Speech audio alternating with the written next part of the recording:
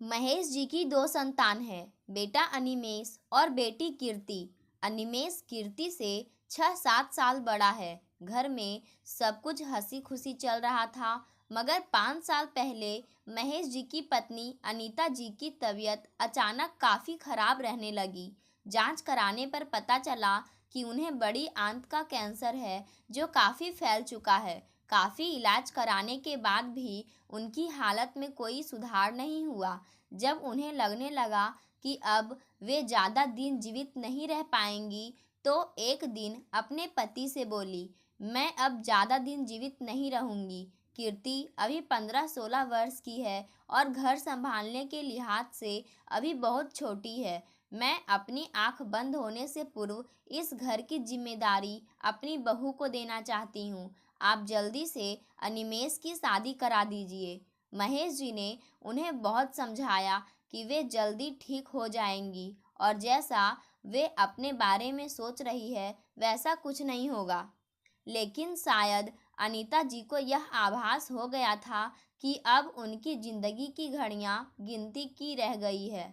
इसलिए वे पति से आग्रह करते हुए बोली, ठीक है, यदि अच्छा हो जाऊंगी तो बहू के साथ मेरा बुढ़ापा अच्छे से कट जाएगा। लेकिन अनिमेष के लिए बहू ढूंढने में कोई बुराई तो है नहीं। मुझे भी तसल्ली हो जाएगा कि मेरा घर अब सुरक्षित हाथों में है। महेश जी ने सुन रखा था कि व्यक्ति को अपने अंतिम समय का आभास हो ही जाता है, अतः बीमार पत्नी की इच्छा का सम्मान करते हुए उन्होंने अनिमेष के लिए बहू ढूंढना शुरू कर दिया। एक दिन अनिमेष का मित्र आभीर अपनी बहन अनन्या के साथ उनके घर आया। अनिमेष ने उन दोनों को अपनी मां से मिलवाया। जब तक अनिमेष और आभीर आपस में बातचीत में मशगूल रहे, अनन्या अनीता जी के पास ही बैठी रही। उसका उनके साथ बातचीत करने का अंदाज, उनके लिए उसकी आंखों में लगाव देखकर महेश जी ने फैसला कर लिया कि अब उन्हें अनिमेष के लिए लड़की ढूंढने की ज़रूरत नहीं है। उन्होंने अनीता जी से अपने मन की बात बताई, जिसे सुनकर अनीता जी के निस्तेज चेहरे पर एक चमक सी आ गई।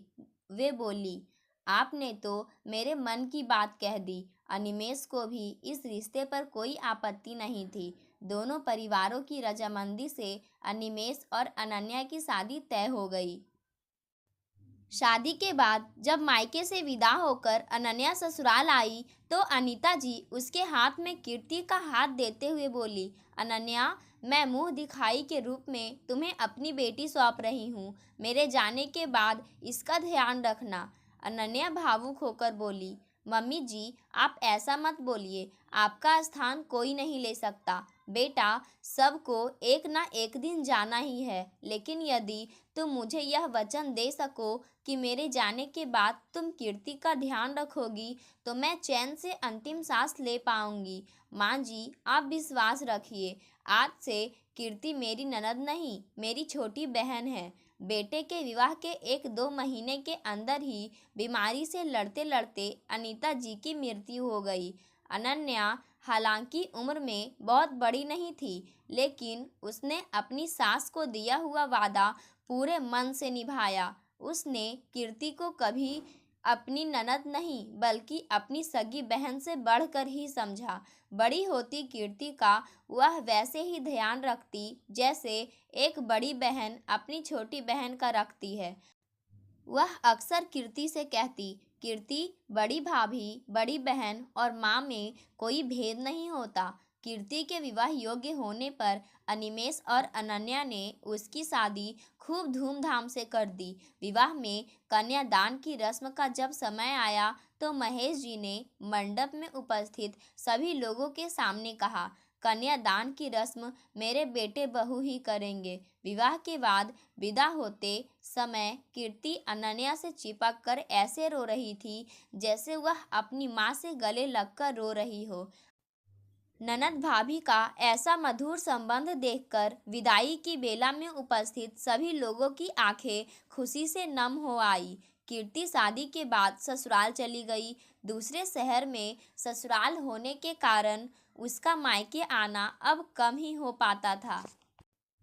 उसका कमरा अब खाली रहता था, लेकिन उसकी साज सज्जा, साफ सफाई अभी भी बिल्कुल वैसी ही थी, जैसे लगता हो कि वह अभी यहीं रह रही हो।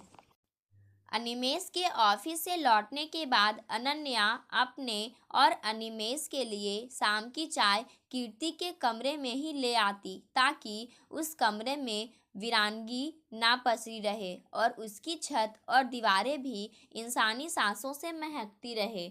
एक दिन पड़ोस में रहने वाले कृष्णा बाबू महेश जी के घर आए। बातों बातों में वे उनसे बोले, आपकी बिटिया कीर्ति अब अपने घर चली गई है, उसका कमरा तो अब खाली ही रहता होगा।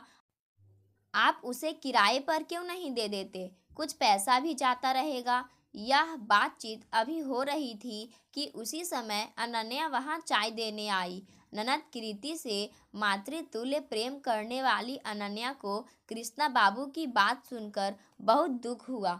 वह उनसे सम्मानपूर्वक किंतु दृढ़ता से बोली, अंकल, क्या शादी के बाद वह घर बेटी का अपना घर नहीं रह जाता, जहां उसने चलना सीखा हो, बोलना सीखा हो और जहां तिनका तिनका मिलकर उसके व्यक्तित्व ने साकार रूप लिया हो?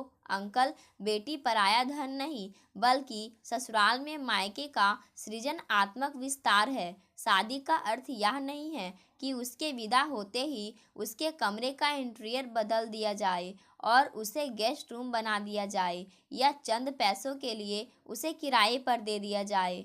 बहू, तुम जो कह रही हो वह ठीक है, लेकिन व्यवहारिकता से मुंह मोड़ लेना कहाँ की समझदारी है?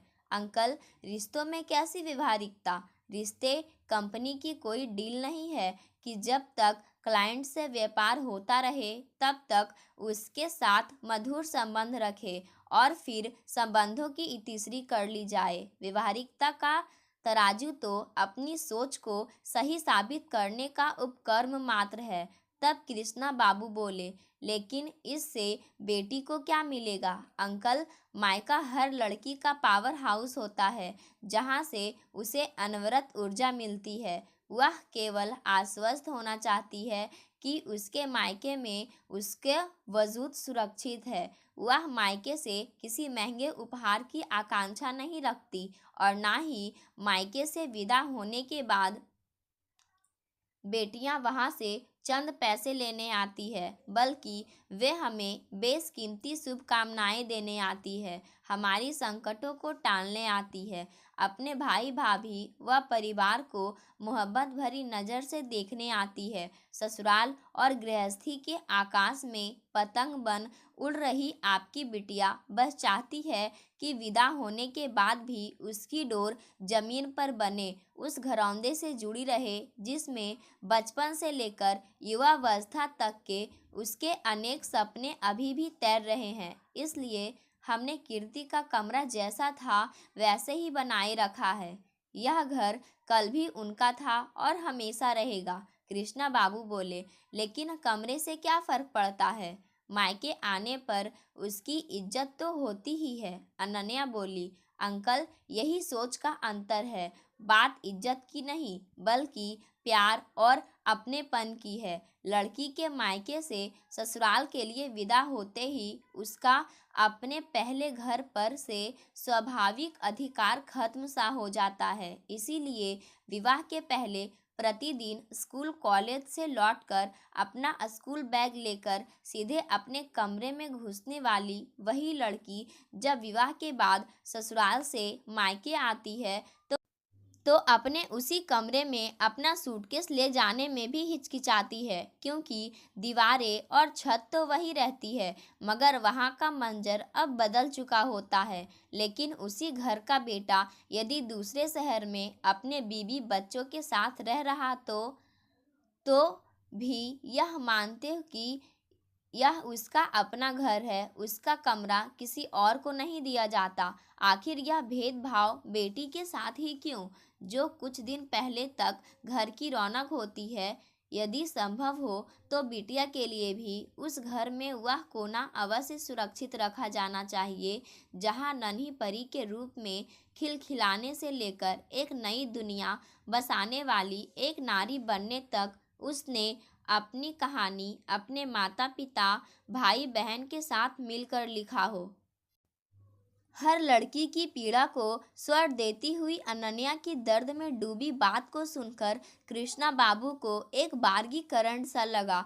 उन्हें पिछले दिनों अपने घर में घटित घटनाक्रम की याद आ गई। जब उनकी बेटी अमोली अपने मायके आई थी, वे बोले, बहू, तुमने मेरी आंखें खोल दी। परसों मेरी बिटिया अमोली ससुराल से मायके आई थी। यहाँ आने के बाद उसका सामान उसके अपने ही घर के ड्राइंग रूम में काफ़ी देर ऐसे पड़ा रहा जैसे वह अमोली का नहीं बल्कि किसी अतिथि का सामान हो। बेटा अपना, बेटी पराई जैसी बात को बचपन से अब तक सुनते आए हमारी मनोभूमि वैसे ही बन जाती है, और इसी भाव ने अमोली को कब चुपके से घर की सदस्य से अपने ही घर में अतिथि बना दिया, उस मासूम को पता ही नहीं चला। पता नहीं क्यों मैंने उसका कमरा किसी और को क्यों दे दिया। यदि कीर्ति की तरह अमोली का कमरा भी उसके नाम सुरक्षित रहता तो वह भी पहले की भांति सीधे अपने कमरे में जाती, जैसे कॉलेज ट्रिप से आने के बाद वह सीधे अपने कमरे में अपनी दुनिया में चली जाती थी। यह बोलते हुए उनकी आंखें भर आई और गला अवरुद्ध हो गया। वे रुमाल से अपना चश्मा साफ करने लगे। अनन्या तुरंत उनके लिए पानी का गिलास ले आई। पानी पीकर गला साफ करते हुए राम बाबू बोले, बहू, उम्र में इतनी छोटी होने पर भी तुमने मुझे जिंदगी का एक गहरा पाठ पढ़ा दिया। मैं तुम्हारा शुक्रिया कैसे अदा करूं? अनन्या बोली, अंकल, यदि आप मुझे शुभकामनाएं स्वरूप कुछ देना चाहते हैं तो आप घर जाकर अमोली से कहिए कि तुम अपने कमरे को वैसे ही सजाओ जैसे तुम पहले किया करती थी। मैं आज बचपन वाली अमोली से फिर से मिलना चाहता हूँ। यही मेरे लिए आपका उपहार होगा। कृष्णा बाबू बोले, बेटा, जिस घर में तुम्हारे जैसी बहू हो वहाँ बेटी या ननद को ही नहीं बल्कि हर किसी को रहना पसंद होगा। और आज से अमोली का पावर हाउस भी काम करने लगा है। वह उसे निरंतर ऊर्जा देता रहेगा। कृष्णा बाबू की बात को सुनकर महेश जी और अनन्या मुस्कुरा पड़े। खुशियों के इंद्रधनुष की रुपाली आभा महेश जी के घर से कृष्णा बाबू के घर तक फैल चुकी थी। पाठकों, आज की कहानी यहीं समाप्त होती है। धन्यवाद।